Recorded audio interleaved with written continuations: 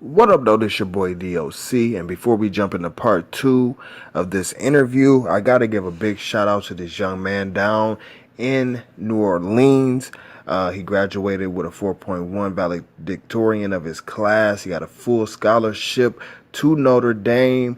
You see his credentials, everything that he's going to get for the scholarships to go to school, and he was raised by a single mother. So I wanted to definitely give him a big shout out, and his interview is on the way.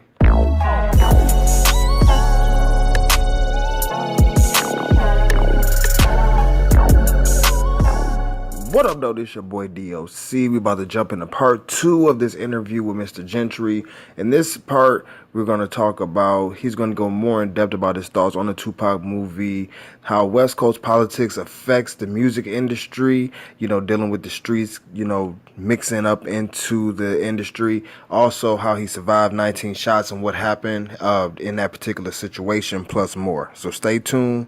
Peace. Some of us just don't, we ain't really worried about it. We want to hope that it brings good entertainment and no genocide. But like I said, look at how the universe captured it before it came out, because if people would have did their homework, then we could have massaged and caressed this story to the universe, to the people, so they could enjoy it, got a little knowledge and education from it, man. Right now, all that politics and everything that happened right now, I'm dead serious, man. I go to school still. At 42 years old, the executive producer, I still go to school online because I'm doing my job and my work. And sometimes for you to be the best and be able to go ahead and have the keys to the boat, you got to think tunnel vision. You can't worry about what people drive and what they put out or the other movies or the politics. You got to worry about what's in front of you. So, all I do is pray on this movie, because here I am right now talking to you, and I'm on I normally don't do this, sir, but the people got to understand that everything ain't what they see.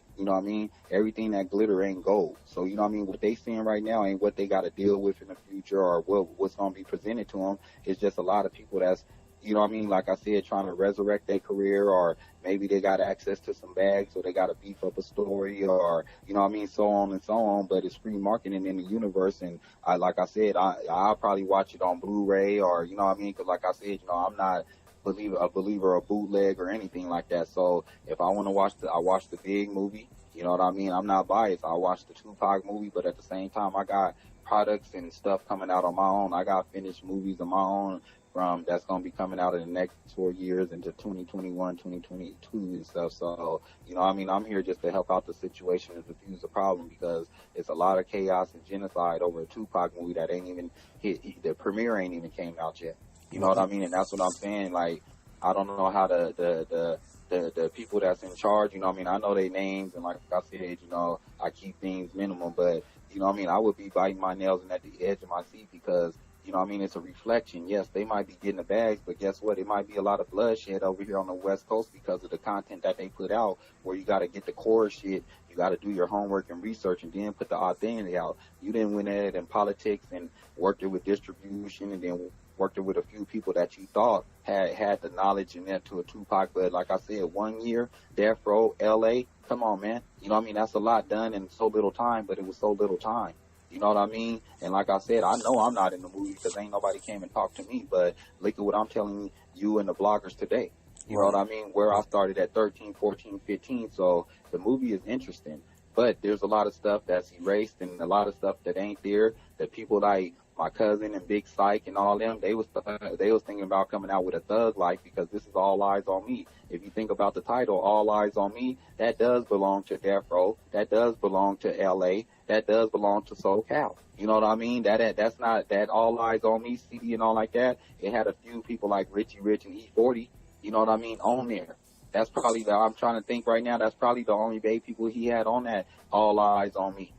You know what I mean? But, you know what I mean? That's L.A. material. That's L.A. content. So whatever they politicking over there, then maybe they got the right to politic about that year and that All Eyes on Me and that Death Row and that Suge bailing out Pac situation until he passed away in Las Vegas. Right. But, you know what I mean? With the core shit, you know what I mean? And the authentic, the original, just like that man said, think about what he said, a flower growing organically in the concrete. You know what I mean? This man was a rose growing in the concrete. So, you know what I mean? That concrete soil where he was a rose growing, that comes from the Bay Area once again. And I got the right and I thank God, you know what I mean, for this interview But as executive producer, you know what I mean, my executive producer's box is from the Bay to LA to Las Vegas. You know what I mean? To go ahead and fix entertainment, you know what I mean, on the West Coast, you know what I mean, identify talent, get this talent developed, because I do believe there could be another Michael Jackson, Diana Ross, and Prince if they go into artist development and have people that knows good music. You got to have producers and A&Rs and managers and people doing their job, not out there politicking about the wrong things. So, I'm executive producer. I don't pay attention to that shit because I'm in my office every day pushing buttons and talking and stuff. You know what I mean? I got to go ahead and observe so I could be tuned in. I don't watch TV, so I watch blogs like you and the right stuff, man. You know what I mean? I get my intel from YouTube. So when I want to know what's the bar, I go to you, or I go to Vlad, or I go somebody else, you know what I mean, on YouTube, and I watch my sports theater or something like that, man. I don't do all the TV and stuff like that, man. So what do So what do you think, as far as looking at the landscape right now of the West Coast, as far as the music industry, what do you think are some of the things that can change? And then after that, I'll probably kind of go back to ask the connection between Thug Life and the Black Panthers out there. But as far as the West Coast right now, you know, what do you think are some of the things that need to change to help these new artists that's coming up, like, separate themselves from the politics of the street? Or the things that they seeing right now, what they seeing on this Instagram live and the stuff that they seeing, you know what I mean? If they focused on themselves, because one thing about the industry that the people that's politicking right now that they ain't telling these people is there's no residual income, you know what I mean, when it comes to this stuff, you know what I mean? So you have to focus and get yourself together, you know what I mean, focus on your home front. You know what I mean? Get your vocals together, because whatever talent you got, it could diminish through being a liability to yourself and your environment. So get yourself a machine. You know, most of these artists out here on the West Coast, they stop believing into, you know what I mean, investing into their craft and themselves. You know what I mean? A lot of people, they got fucked over by, excuse my language, you know what I mean, but they got messed over by a lot of people that was, you know what I mean, incompetent, hollering about that, oh, I can make you famous and do this and that. They paid whatever they was hustling on the streets, or if they had a 9 to 5 and had residual, they invested into themselves and somebody burnt them or ran off. So they lost the confidence of building the management, you know what I mean, and getting the producer and buying their beats. Everybody got stuck on mixtapes. So with me being executive producer, you know what I mean, I'm forming some kind of, you know what I mean, like I said, the stuff that I'm talking about right now ain't premature. It's stuff that people finna be seeing. But on the West Coast, they need a West Coast Entertainment Council. People that's gritted from having experience in the industry, but still that could reach to artist developers and managers and A&Rs that could identify these, you know what I mean, talents and stuff, no matter if they in the movie industry or in the music industry, identify them, man. You know what I mean? Protect them and get some of these artists, they don't even know about an EPK. Some of them don't even have professional photos. You know what I mean? They think that they can make a mixtape, and they taking mixtapes and they're not going nowhere. So, you know what I mean? They don't have people like us with experience that could give them direction and recognition. And I feel like as executive producer, and like I said, I've been in there on the streets and in the industry since 13, and I never picked up a mic or got no entertainment bone, but I've always been a machine. And that's what matters, the machine around the person. So even right now as executive producer, anything that I work with or whoever I work with, even myself, we're in a development process, man. You know what I mean? And right now, some of the old ways and the analog ways, that's what's going to work today, because I'm a Generation X kid and I seen life change before my eyes. History itself is repeating itself. You know what I mean? Like I said, you got the little yachties right now. That's not nothing new to me, because, you know what I mean? Look at Criss Cross back in the days coming out of Atlanta.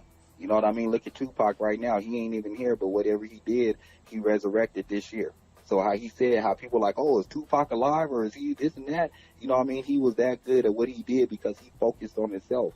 You know what I mean? He didn't get to the politic part until he got to L.A. And like I said, he was a little bit confused a little bit, you know what I mean? Because he did come from the East Coast. And like I said, you know what I mean? When you build a berth over here on the West Coast, man, you gotta kind of stick with it, man, because people develop you the right way, man. You know what I mean? And I'm not saying going to L.A. is wrong, because with me, I was raised in the Bay Area. You know what I mean? But at the same time, people know me. I was raised in L.A. and Oxnard, Ventura. You know what I mean? I was raised in SoCal. People know me. I lived in San Diego. I lived in Sacramento. So that's why I say at 42, I'm well known out there. And if people don't know, Kufanya, Gentry, Drop the Magnificent, or Drop, you know what I mean? My company is Underworld Status. Unlimited Multimedia Group. You know what I mean? So those two things, you could Google things, man. You know what I mean? Like I said, when real people is real kings and bosses and they real factors in the game, they don't speak too much, man. Sometimes, you know, me myself, I don't go calling people out they names, you know what I mean? Calling a person a snitch or this and that without paperwork and all that stuff, man, it's premature. So that's like calling a man out of his name. And with me growing up, coming from that old school era, like you said, the politics and I was sworn on, they told me never to cuss a man outside of who he is as a man because of his dignity and pride. So don't call him no bitch or nothing like that. Don't call him this and that. Don't call him no snitch because it's the same category. So you know what I mean? In this situation right here, man, you know what I mean? I respect a man for whatever they got, but we always got to understand what we seeing today. We got to be careful with some of the loudest people in the room. Some of these people that's on this freely, that's on this social media service, they might not be resurrecting their career or be back from rehabilitation from doing dope or nothing. Maybe the loudest person in the room sometimes is the snitch, man, or sometimes they're the person spreading genocide to cause chaos out there, man. You know what I mean? So sometimes we got to be careful on what we see and what we hear because, like I said, you know what I mean? A lot of shit is made to be deceived. You know what I mean? The devil's best job was to make the world believe he didn't exist. You know what I mean? But at the same time, anything we speak, pray, or think, it flies into the universe through existence. You know what I mean? So you got to look at a lot of these people that's on social media. Are they going too hard and doing too much for a reason? Are they a snitch? Are they spreading genocide? Are they resurrecting their career because they fell off? Are they rehabilitated because they was on dope? Are they trying to gain stripes knowing that they ain't going to catch fades or do nothing and stuff, man, because they behind, you know what I mean, social media? You know what I mean? These are the questions right here that they're irrelevant. We don't have to sit there and waste our time and look at it. Let them people do it because if they don't got analog, you know what I mean, we know digital and analog.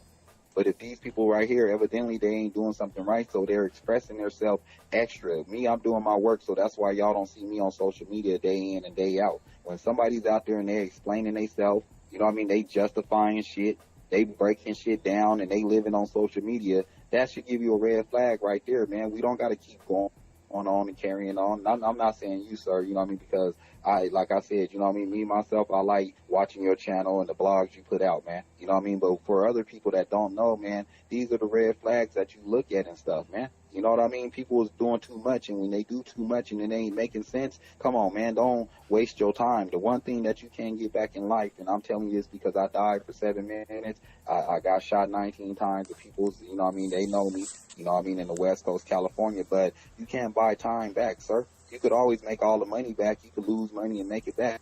Money's irrelevant compared to the reality that we face in time. You know what I mean? So right now, I don't know what's going on with other people and how they use social media. Me, I use it for marketing reasons, or with me and my story and how I'm executive producer. I reach out to real bloggers like you that's neutral and cover all the stories, man. People should already know when they come to you and talk to you and stuff, man. Any news, any newspaper, any magazine, any bloggers, they got immunity to go to any community, ask any questions, anything they want, man. People know that they don't work with the law enforcement and all like that because they'll let them know they got that street credibility. They got people like that. So when we talk to you and stuff, man, we put what we want to do in the universe, man. You know what I mean? So if people is acting silly and making threats and catching fades with hip hop, you know what I mean? If people's over there politicking about the wrong things, if people's over there trying to build East Coast, West Coast beef and resurrecting, man, come on, man, that shit is irrelevant, man.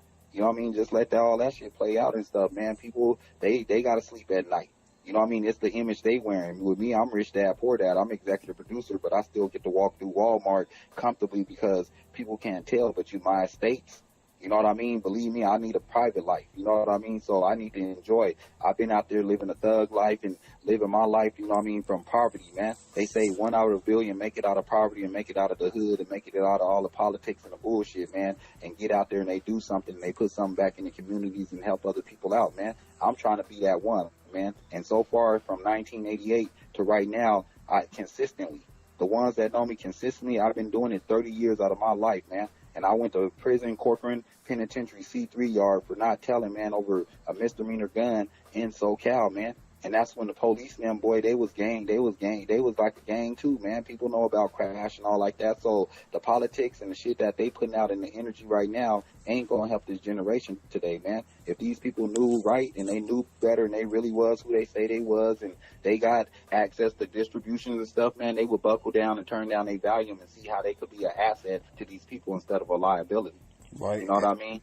And that's what I was gonna ask you about.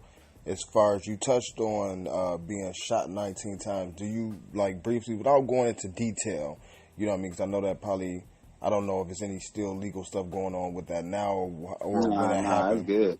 But, you know, what kind of happened around that situation? It actually, you know what I mean? It actually, in my life, you know what I mean? Believe it or not, you would think somebody shot 19 times had the most fucked up life, and that ain't true, man. With me, you know what I mean? We go through, it's kind of like the book of Job. You know what I mean? Me, I've been a millionaire plenty of times, and I abused my life, man. I abused my situation. I abused my blessings. So with me, you know what I mean? Couldn't nobody help me. You know what I mean? I was arrogant. You know what I mean? Growing up, of course, coming out of California, the West Coast, I was arrogant and, you know what I mean, living a high horse and all that shit. You know what I mean? I had money. I could fight good, fuck good. I'm all going through California, meeting other rectables and other OGs and, you know what I mean, my name getting out there and shit. You know what I mean? So, you know what I mean? The aura that I wore, you know what I mean? It was salty at that time. You know what I mean?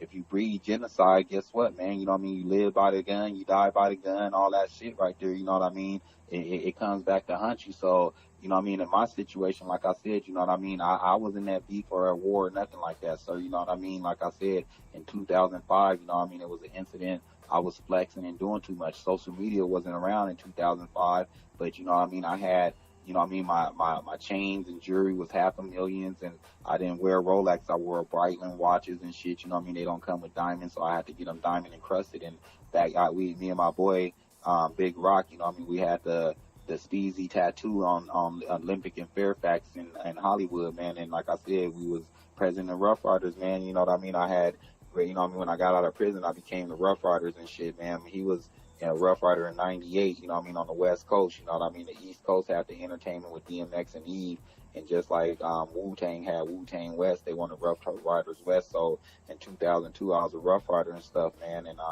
became president and corporate. But by 2005, you know what I mean, we was damn near millionaires, man, in 2005, and I was showing my ass and doing too much, man. And like, I'm from the Bay, so I'm out there in LA, and like I said, there's politics and stuff, man, all through that valley, all on the outskirts, all through there. You got brown and black politics. You got politics between black on black crime, brown on brown crime. So imagine coming from out of state or coming from the Bay if you ain't a real rectable. And I was a rectable then because by then I already was raised out there in LA and in SoCal. But you know what I mean? When you out there coming in different cars and, you know what I mean, jewelry and stuff like that, and everybody, the poverty people, they ain't having access to what you have in, and you ain't inviting them in or networking with them or trying to put them on. Sometimes they don't want to jack, man. They want to cash you in like aluminum cans. You know what I mean? Sometimes you knock the hitter off, you know what I mean, or the person that's in charge.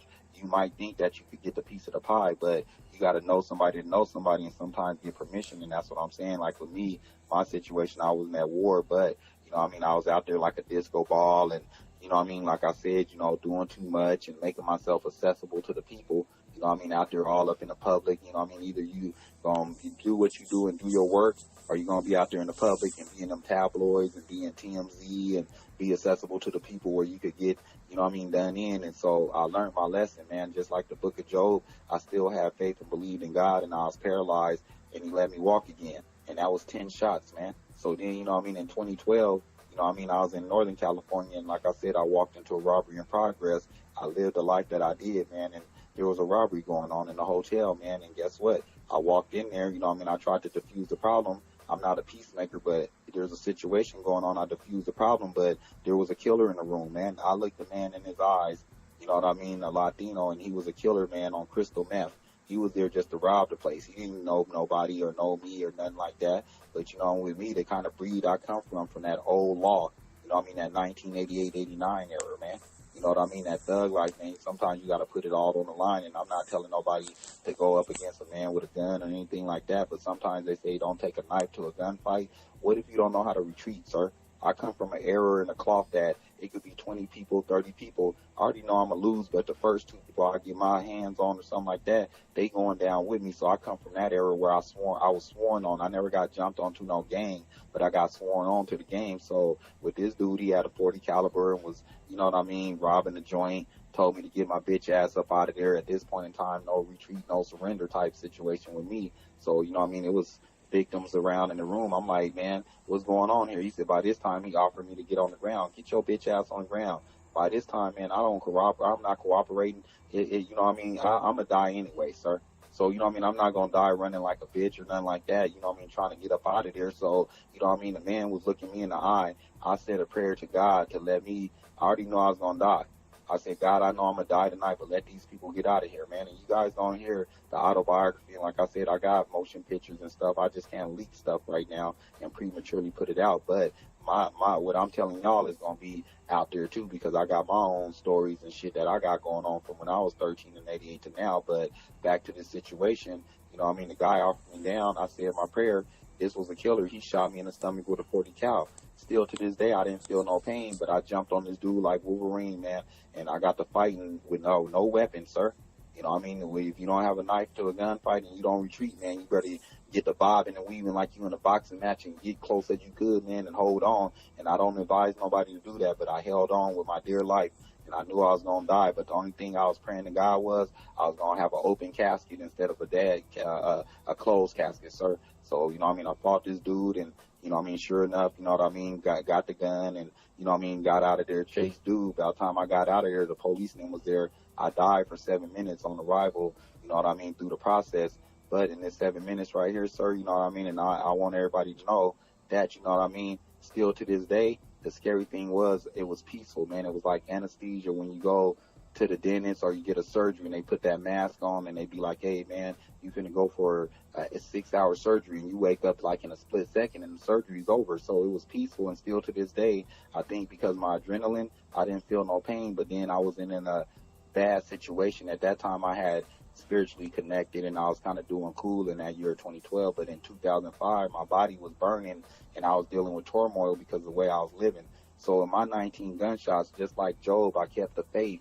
And I kept moving and learning and educating myself, putting myself through a development. I wore shit bags, piss bags. I had, you know what I mean, I was paralyzed from the waist down. I had died. I was on life support, comas and shit, you know what I mean? But the opportunity that God gave me the chance, I didn't mess up my blessings and get the politicking and doing stuff. These people over here catching fades with hip hop and doing what they doing and stuff, that's irrelevant, man. You got to be joyful with your life and bless your blessings. Some of these people that's getting bags from the industry, it's not residual income, it's blessings, man.